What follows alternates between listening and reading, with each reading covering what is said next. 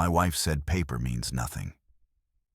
That was 3 weeks ago, right before she torched our marriage and left me standing in the ashes of 15 years together.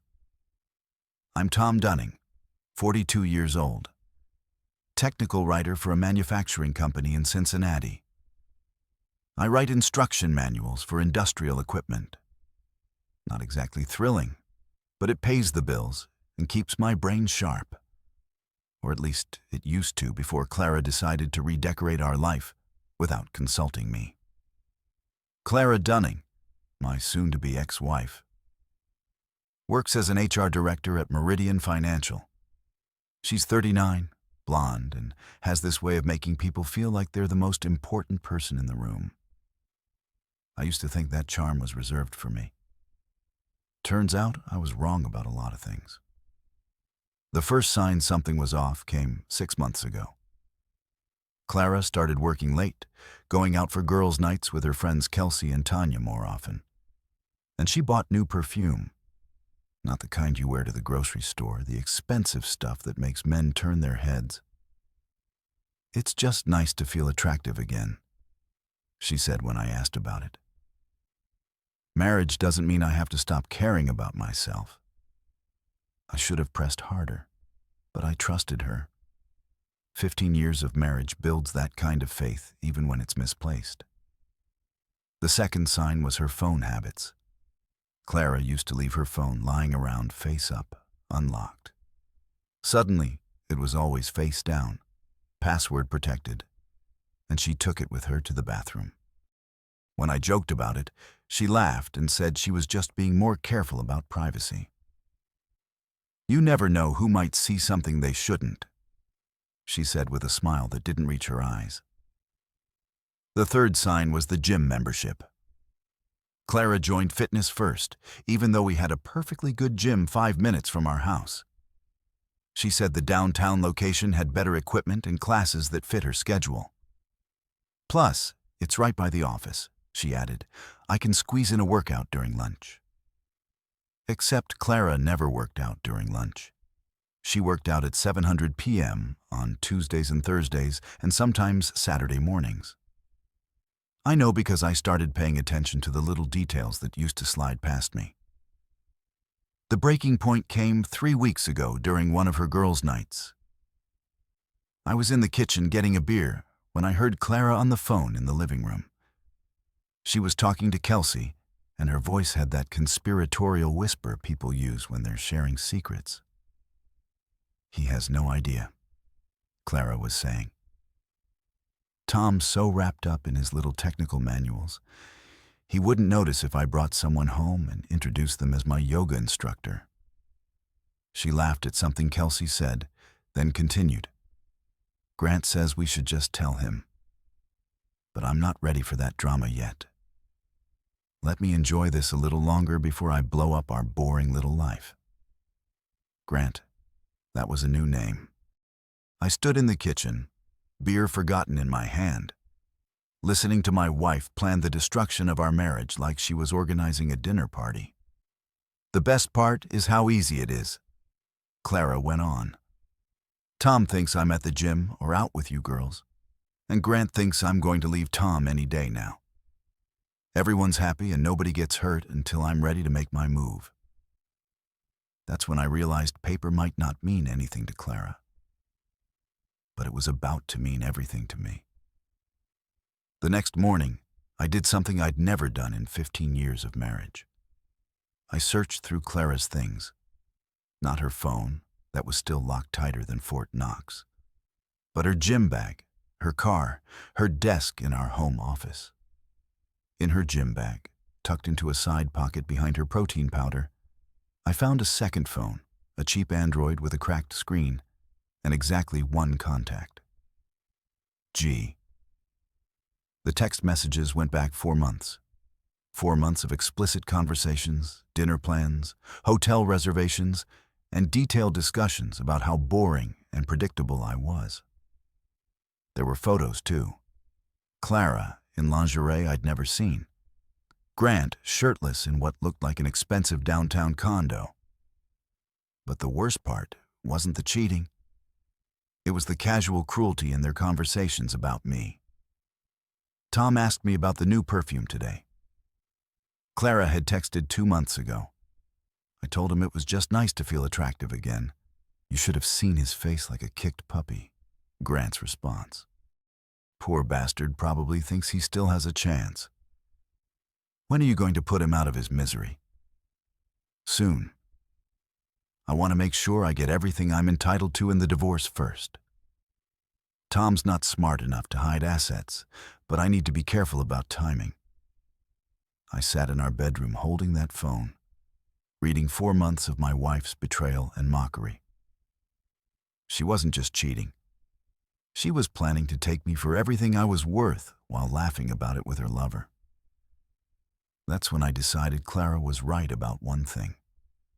Paper doesn't mean anything, but evidence. Evidence means everything. I've always been good at research. It's what I do for a living. Dig into technical specifications, find the details that matter, and present them in a way that makes sense. Turns out those skills translate well to investigating your cheating wife. The first thing I did was buy a basic GPS tracker online. Nothing fancy or illegal, just a simple magnetic device that would tell me where Clara's car went.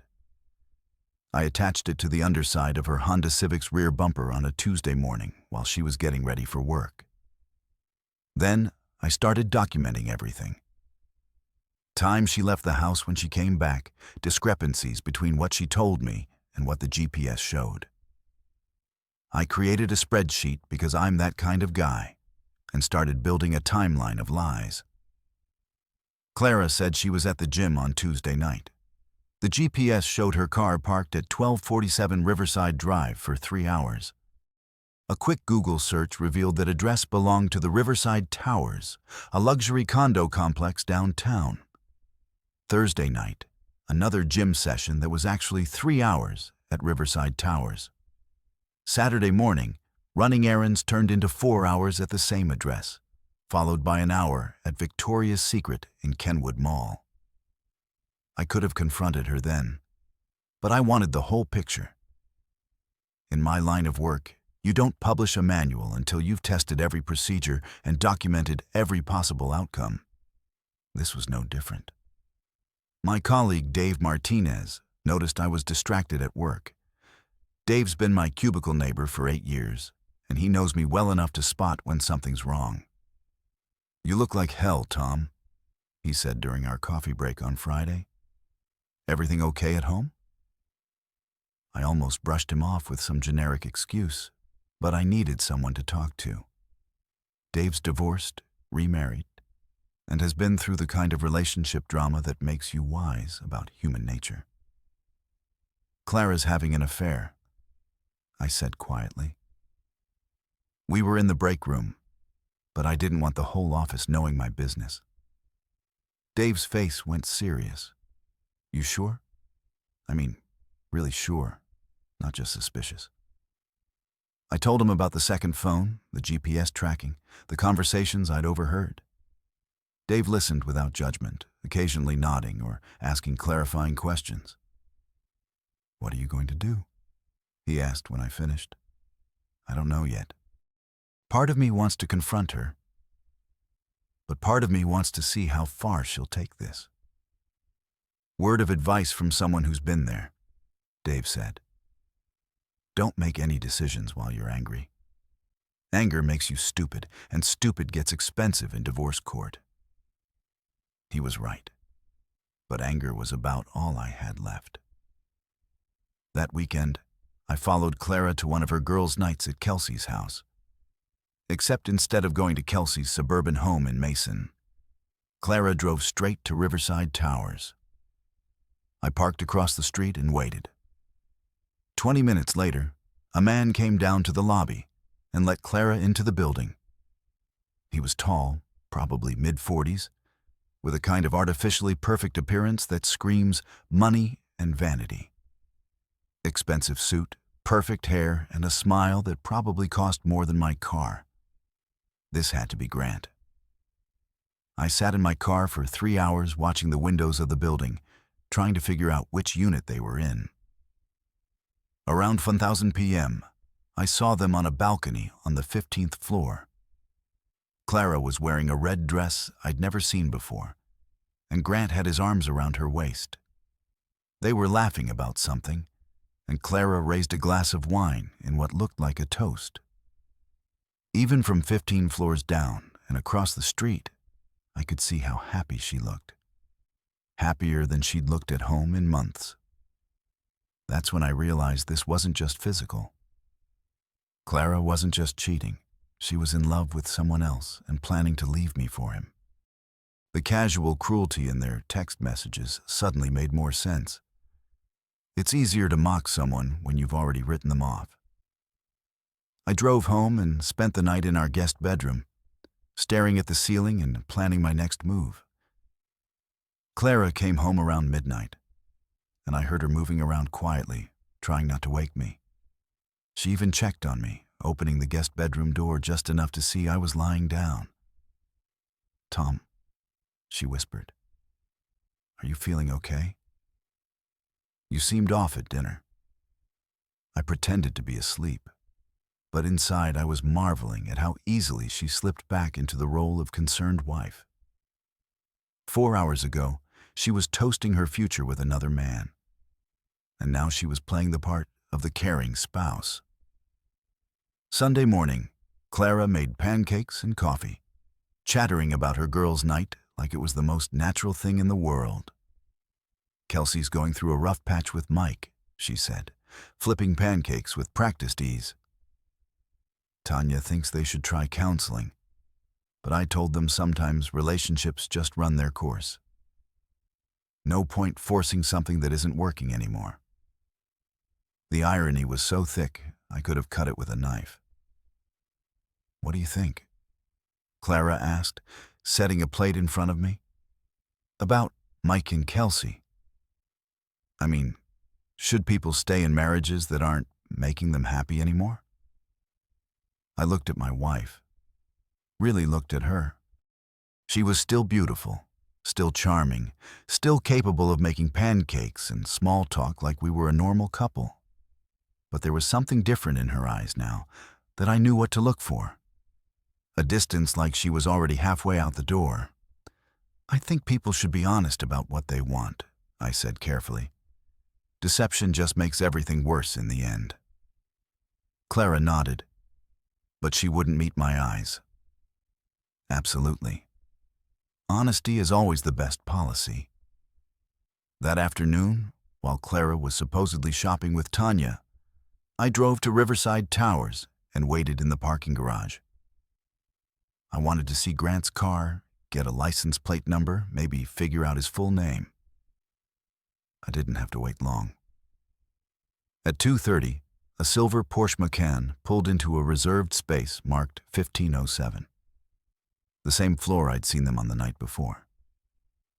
Grant Nielsen, according to the registration I looked up later, 44 years old, owner of Nielsen Development Group, married to Julia Nielsen, father of 2 teenage kids. His company specialized in commercial real estate and upscale residential developments around Cincinnati. He was also, according to his LinkedIn profile, a member of the same country club where Clara's company held their annual Christmas party. That's probably where they met. I spent the rest of Sunday researching Grant Nielsen, his business, his family, his social media presence, his financial situation. By Monday morning, I knew more about Clara's lover than she probably did. And I was starting to form a plan. My sister Anne has been a divorce attorney for 12 years. She's seen every kind of marital disaster you can imagine, and she's got the cynical worldview to prove it. When I called her Monday morning and asked to meet for lunch, she knew something was wrong. "You sound like you're about to do something stupid," she said over the phone. "Please tell me you're not planning to confront Clara without talking to a lawyer first." We met at a quiet restaurant in Blue Ash, away from downtown where Clara worked, and far enough from my office that we wouldn't run into anyone I knew. Anne listened while I laid out everything I'd discovered over the past week. "Jesus, Tom," she said when I finished. How long has this been going on? 4 months that I can prove, maybe longer. Anne was quiet for a moment, processing the information with the same methodical approach that made her good at her job. Okay, here's what we're going to do, she said finally. First, you're going to document everything, but carefully. No more GPS tracking. That's legally gray area and could bite you in court. No more going through her personal items without permission. From now on, everything has to be above board. What about the phone I already found? That's trickier. You found it in your house in a shared space, so it's probably admissible, but don't touch it again. If she moves it, or hides it better, you pretend you never saw it. Anne pulled out a legal pad and started making notes. Second, you need to protect your assets. Don't move any money or make any large purchases, but document everything you own. Bank statements, investment accounts, retirement funds, property values. If Claire is planning to take you to the cleaners, you need to know exactly what you're fighting for. And third, I asked, you decide what kind of divorce you want. Do you want to be vindictive and drag this through court for 2 years? Or do you want to be smart and get out with your dignity and have your assets intact? I thought about that question for the rest of the day. The vindictive part of me wanted to expose Clara's affair to everyone we knew, cost her job, destroy her relationship with Grant, and make her pay for the humiliation she'd put me through. But the practical part of me, the part that had been married to Clara for 15 years, knew that vindictive divorces usually ended with both parties broke and bitter. By Tuesday morning, I'd made my decision. I was going to be smart about this, but that didn't mean I was going to be a pushover. I started with financial protection. I opened a new checking account at a different bank and began redirecting my direct deposit there. I made copies of all our important financial documents and stored them in a safety deposit box Anne helped me set up. Then I started gathering evidence the right way. I bought a small digital recorder and started documenting Clara's lies in real time. When she said she was going to the gym, I noted the time and her actual destination based on when she returned and how she looked. When she claimed to be having girls' nights, I called Kelsey and Tanya's houses with made-up questions about borrowing something or confirming dinner plans. "Oh, Clara's not here," Kelsey said when I called during one of Clara's supposed visits. "I think she said something about working late tonight." "My mistake," I said. "I must have gotten my days mixed up." But I documented the conversation, along with the timestamp and Clara's actual location. The hardest part was acting normal at home. Clara and I had fallen into a routine of polite distance over the past few months, which actually made it easier to hide my investigation. We ate dinner together, watched TV, made small talk about work and current events. To anyone watching, we probably looked like a typical married couple going through a rough patch. But I was watching Clara now with the eyes of a stranger, and I was starting to see things I'd missed before. The way she checked her phone constantly, but always angled it away from me. The way she'd suddenly developed strong opinions about restaurants and movies that aligned perfectly with Grant's social media posts. The way she'd started using phrases and expressions that weren't part of her usual vocabulary. She was becoming someone else, and that someone else didn't include me. Wednesday night, Clara announced she was going out with the girls again. "Tanya's having a crisis about her job," Clara said, applying lipstick in our bedroom mirror. "She needs moral support and probably too much wine." "Tell her I said good luck with whatever she's dealing with," I replied from the bed where I was reading a book. "I will. Don't wait up. These things tend to run late." After Clara left, I called Tanya's house. Her husband answered, "Hey, Tom. What's up? Is Tanya around?"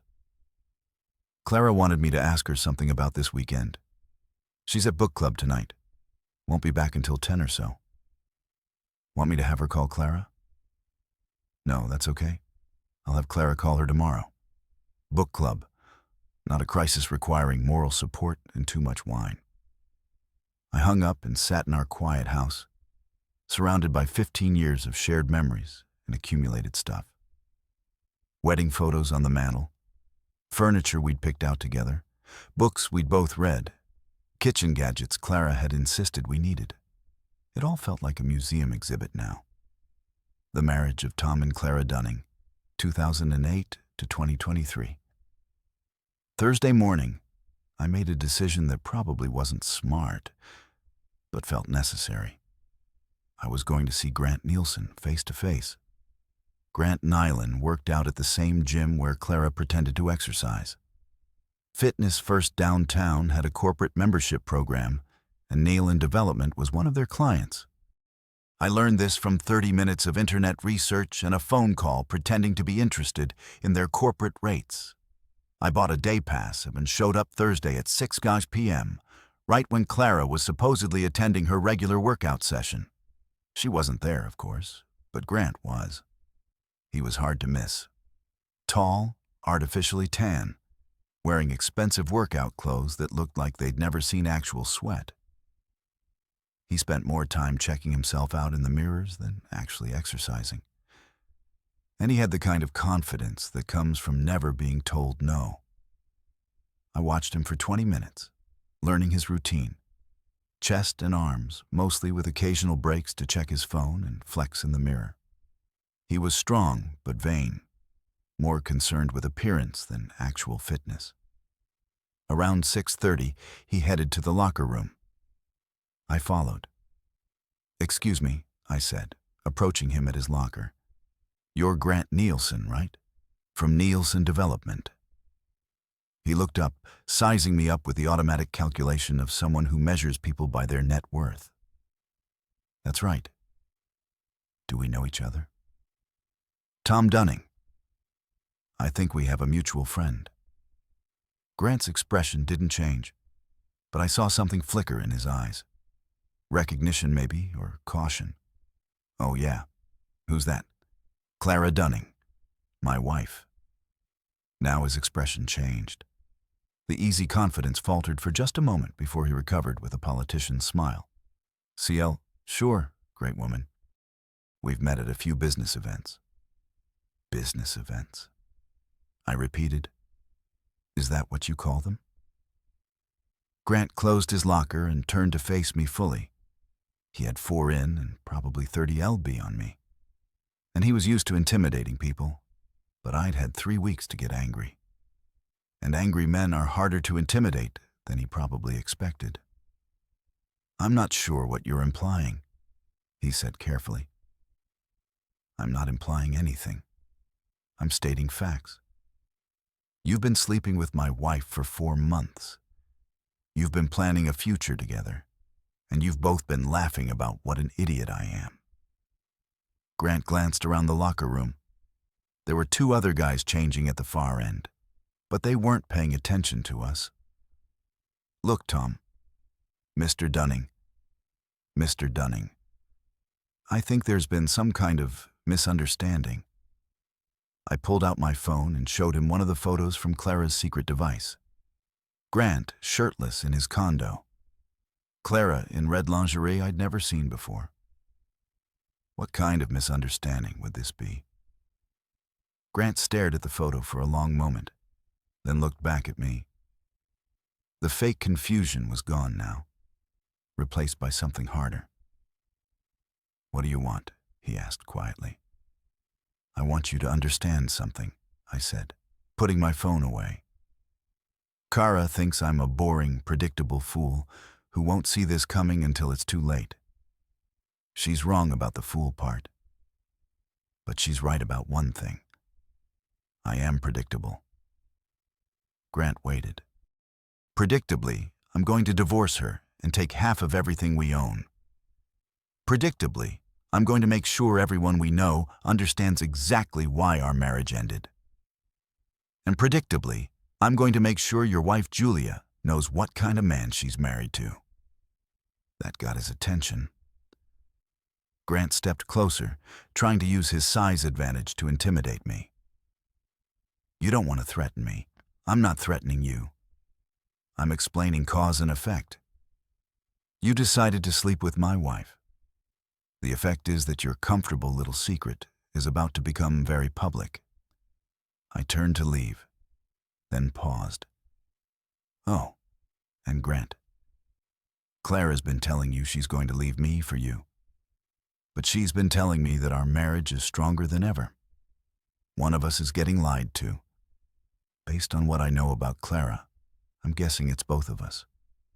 I left him standing in the locker room, probably wondering how much his divorce was going to cost and whether Clara was worth it. Friday morning, Clara was unusually affectionate at breakfast. "I was thinking we should plan a weekend getaway," she said, refilling my coffee cup. "Maybe that bed and breakfast in Yellow Springs we always talked about visiting." "That sounds nice," I said, watching her face. "What brought this on?" "I don't know. I just feel like we've been distant lately and I want to reconnect." Clara was many things, but she wasn't stupid. If Grant had told her about our conversation, and he probably had, she was now in damage control mode. "Let me check my schedule," I said. "This weekend might be tough, but maybe the weekend after." "Perfect. I'll make some calls." But Clara didn't make any calls about bed and breakfasts. Instead, she spent Friday evening on her secret phone, having what sounded like an increasingly tense conversation with someone who was probably Grant. I couldn't hear the words, but I could hear the tone through our bedroom wall. Urgent, frustrated, occasionally angry. Whatever Grant had told her about our meeting, it had changed the dynamic of their relationship.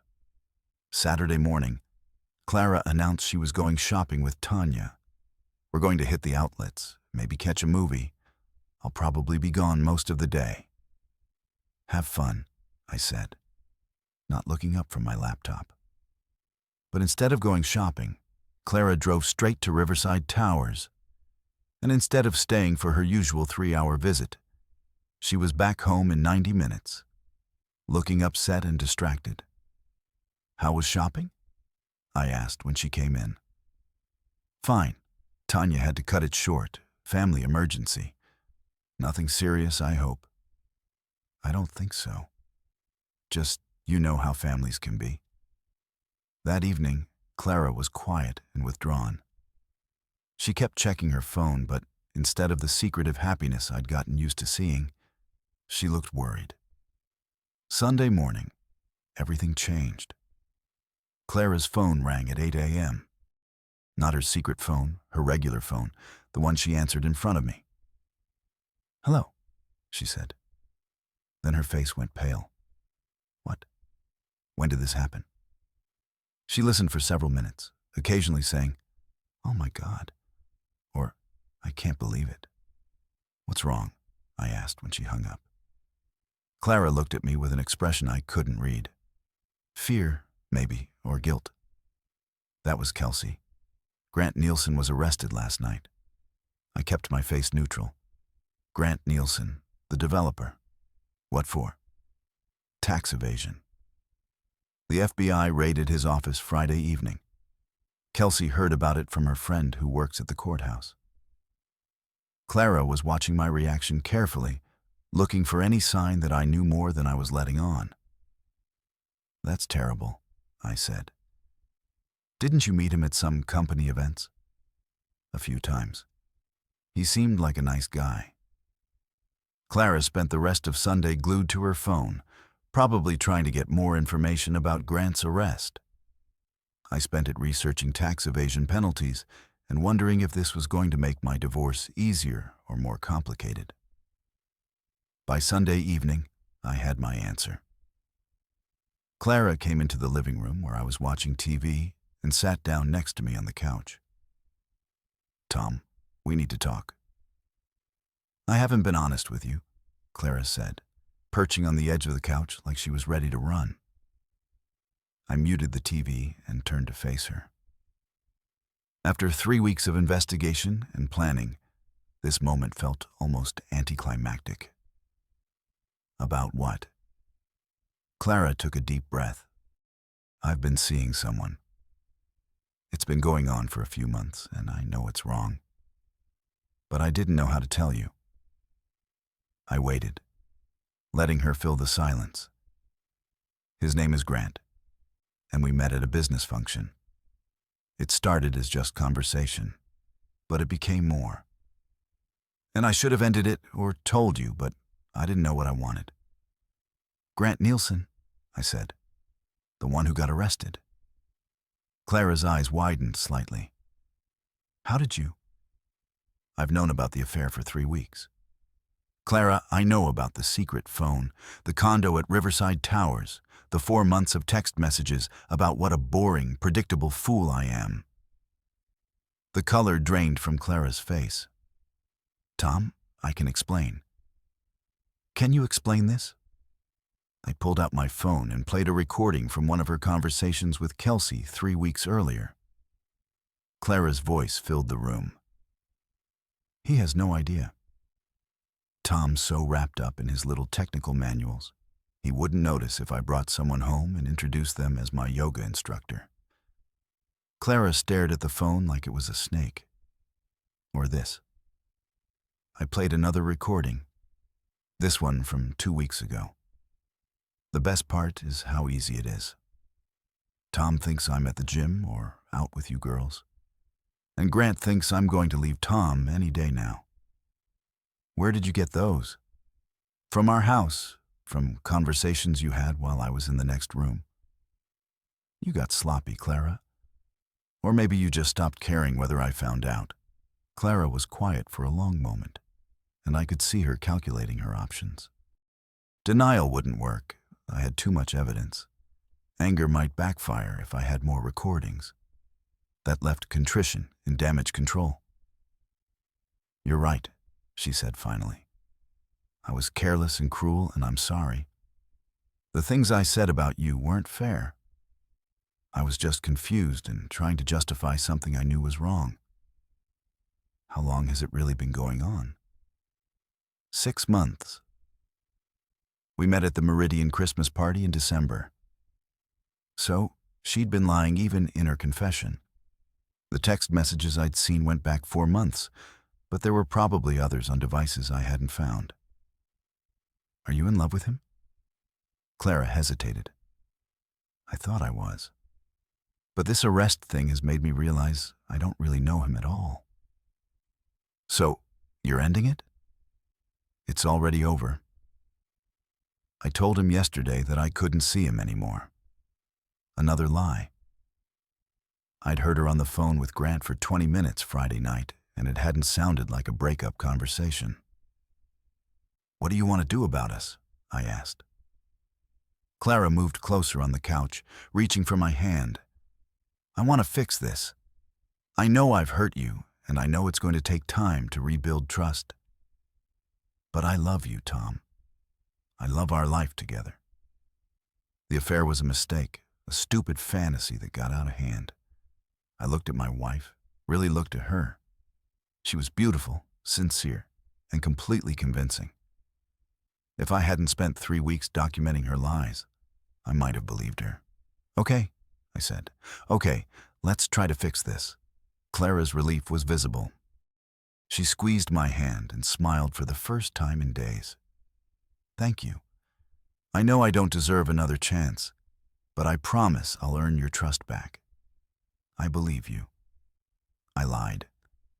That night, Clara made dinner, my favorite meal, pot roast with vegetables, and we talked about counseling, rebuilding our relationship, and planning that weekend getaway she'd mentioned. It was the best evening we'd had in months, and it was built entirely on lies from both of us.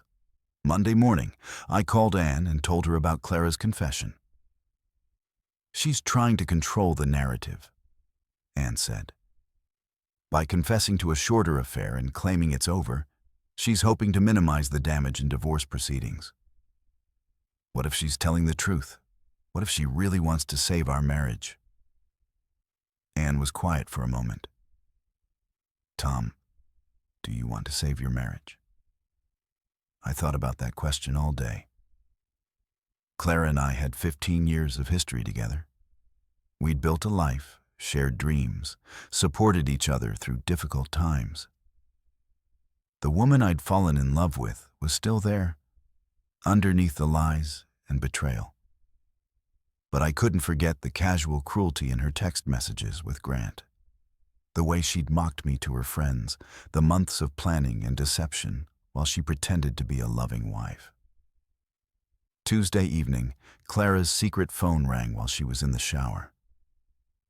I'd been waiting for this moment. Clara thought she'd hidden the phone better, but I'd watched her move it to a new location in our bedroom closet. "Hello," I answered. "CL?" Grant's voice was unmistakable. "This is her husband." A long pause. "Tom." "Grant, how's jail treating you?" "I made bail. Look, I need to talk to Clara." "Clara doesn't want to talk to you. She told me about the affair, and she's decided to work on our marriage instead." That's not what she said yesterday. Yesterday was before she realized what kind of man you really are. Tax evasion, Grant? Really? No wonder you could afford that fancy condo. You don't understand the situation. I understand it perfectly. You're facing federal charges.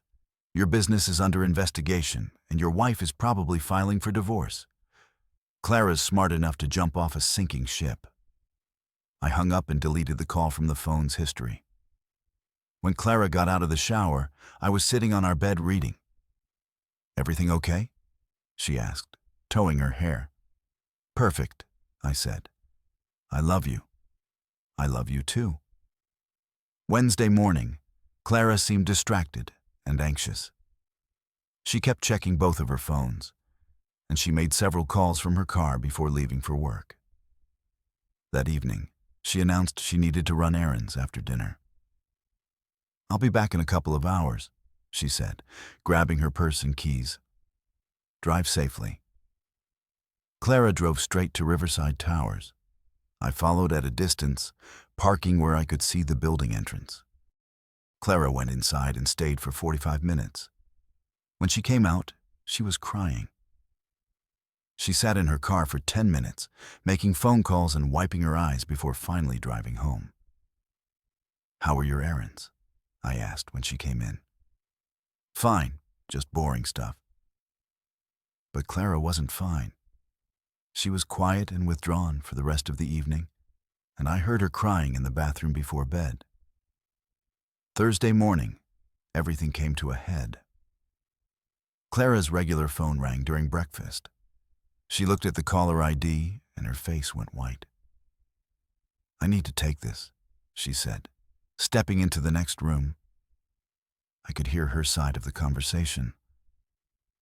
"What do you mean, questioned about what?" "No, I don't know anything about his business dealings. We were friends." When she came back to the kitchen, Clara looked shaken. "That was my boss," she said. "The FBI wants to interview me about Grant Nielsen. Why would they want to talk to you?"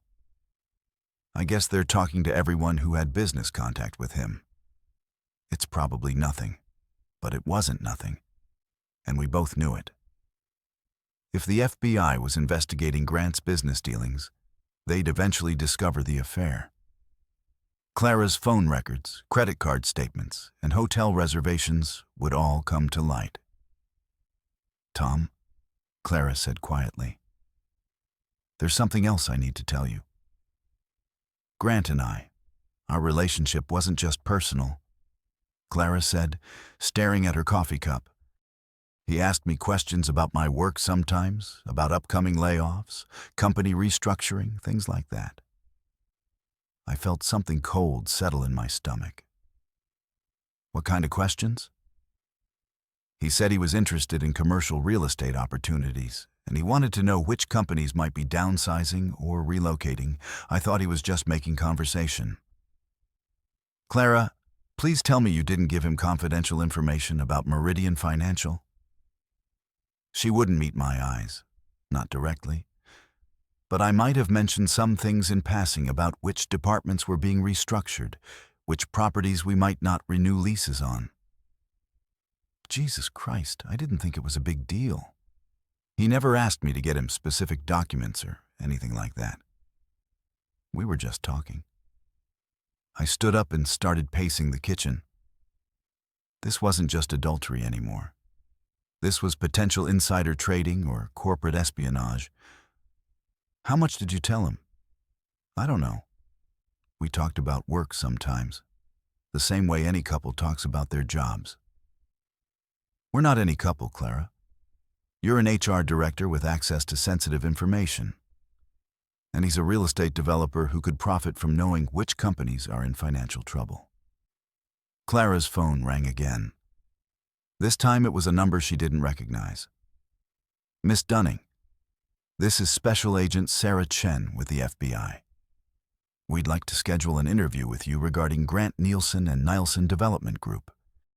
I could hear the agent's voice clearly in our quiet kitchen. Of course, Clara said, her voice shaking slightly. When would be convenient? How about this afternoon? We can meet at your office or at our field office downtown, whichever you prefer. Your office is fine. What time? 2 p.m. And Ms. Dunning, you have the right to bring an attorney. After Clara hung up, we sat in silence for several minutes. I need to call Anne, I said finally. Why? Because you need a lawyer, and she's the best one I know. Tom, I didn't do anything illegal. You gave confidential information to someone who was under federal investigation for tax evasion, even if you didn't know he was breaking the law. You might have been an unwitting accomplice. Clara started crying again. This is such a mess. I never meant for any of this to happen, I know. And I did know. Clara was many things. Unfaithful, deceptive, cruel. But she wasn't a criminal. She was just a woman who'd made a series of bad decisions that kept getting worse. I called Anne and explained the situation. She agreed to meet Clara at the FBI field office and represent her during the interview. This could be serious, Tom Ann said. If they can prove she knowingly provided information that Grant used for illegal purposes, she could face charges. What kind of charges? Conspiracy, wire fraud, insider trading? Depends on what Grant was doing with the information and whether they can prove Clara knew it was illegal. After Clara left for her FBI interview, I sat in our empty house and tried to process everything that had happened. 3 weeks ago, I discovered my wife was having an affair. Now, she was potentially facing federal charges. Part of me felt sorry for her. Clara had gotten involved with a man who was using her for more than just sex, and she'd been too infatuated to see it clearly. But part of me was angry that she'd put our entire life at risk for a relationship with someone she barely knew. Clara came home at 6 p.m., looking exhausted and defeated. How did it go? I asked. They asked a lot of questions about my relationship with Grant and what we talked about. Anne advised me to be honest about everything. And were you? Yes. I told them about the affair. The information I shared, everything. Anne thinks they're trying to build a case against Grant, not me. But she can't be sure. Clara sat down heavily on our couch. I could lose my job, Tom. Even if I don't face charges, Meridian will probably fire me for violating confidentiality policies. Have you told your boss about the affair? Not yet, but I'll have to. The FBI is going to want to interview people at my company, and it'll come out anyway. That evening, Clara made a series of difficult phone calls. First to her boss, explaining the situation and offering her resignation. Then to her parents, telling them about the affair and the FBI investigation. Finally, to Kelsey and Tanya, asking them to keep the situation private until it was resolved. Each conversation was harder than the last, and by the end of the evening, Clara was emotionally drained. "I'm going to lose everything," she said quietly. "My job, my reputation, maybe my freedom." "You don't know that yet." "Yes, I do. Even if I don't go to jail, who's going to hire an HR director who gave confidential information to her lover? I'll be lucky to get a job at a retail store." I wanted to comfort her, but I was struggling with my own emotions. 3 weeks ago, I'd been planning revenge against my cheating wife. Now, I was watching her life fall apart in ways I'd never imagined. "What do you want to do about us?" Clara asked. It was the same question I'd asked her 3 days earlier, but everything had changed since then. "I don't know," I said honestly. "I understand if you want a divorce. I've put you through hell, and now I've dragged you into this FBI thing. You haven't dragged me into anything. I'm not under investigation, but you're married to someone who might be. That has to affect your life, your job, your reputation." She was right. My company did government contracting work, and having a wife under federal investigation could affect my security clearance. "Let's just take this one day at a time," I said. Friday morning, Clara's boss called and asked her to come in for a meeting with HR and the company's legal team. She was suspended pending the outcome of the FBI investigation. "It's not technically a firing," Clara explained when she got home, "but it might as well be." That afternoon, Anne called with an update on the FBI investigation. "They're focusing on Grant, not Clara," she said. "It looks like he was using inside information from multiple sources to make real estate deals. Clara was just one of several people he was getting information from." Is that good or bad for Clara? Good in that she's not the primary target. Bad in that it shows a pattern of behavior on Grant's part, which makes it harder to argue that Clara didn't know what she was doing. What's the worst-case scenario? If they can prove Clara knowingly participated in Grant's scheme, she could face up to 5 years in federal prison. More likely, if they charge her at all, it would be a plea deal for probation and restitution. And the best-case scenario, they decide she was a victim of Grant's manipulation and don't charge her at all. Saturday morning, Clara and I had the conversation I'd been dreading. "I think we should separate," she said over coffee. "Not permanently, but until this legal situation is resolved." "Why?" "Because I don't want to drag you down with me. You've got a good job, a good reputation, and a life that doesn't include federal investigations. I won't let my mistakes ruin that for you." I looked at my wife across our kitchen table. 3 weeks ago, I'd been planning to destroy her life. Now she was trying to protect mine. "Where would you go?" "My sister's house in Columbus. She's got a guest room and I can help with her kids while I figure out what to do next." "What about us? Our marriage?" Clara was quiet for a long moment.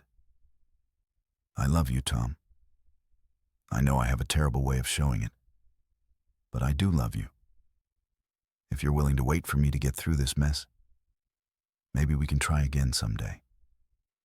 And if I'm not willing to wait, then I'll understand. I've given you every reason to walk away." That afternoon, Clara packed 2 suitcases and loaded them into her car. "I'll call you when I get to my sister's," she said. "Okay.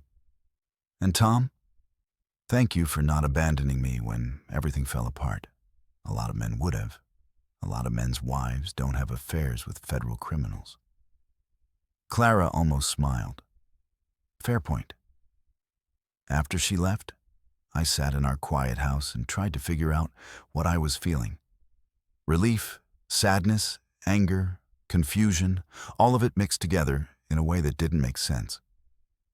3 weeks ago, I'd wanted revenge against my cheating wife. Now, I had it, but it didn't feel the way I'd expected. Clara's life was in ruins. Her career was over, Her reputation was destroyed, and she might face federal charges. Grant Nielsen was looking at years in prison and financial ruin. I should have felt satisfied. Instead, I felt empty. Sunday morning, my phone rang. It was Detective Carla Voss from the Cincinnati Police Department. "Mr. Dunning, I'm calling about your wife's car. It was found abandoned on the side of Interstate 71 near Columbus. Mrs. Dunning is missing."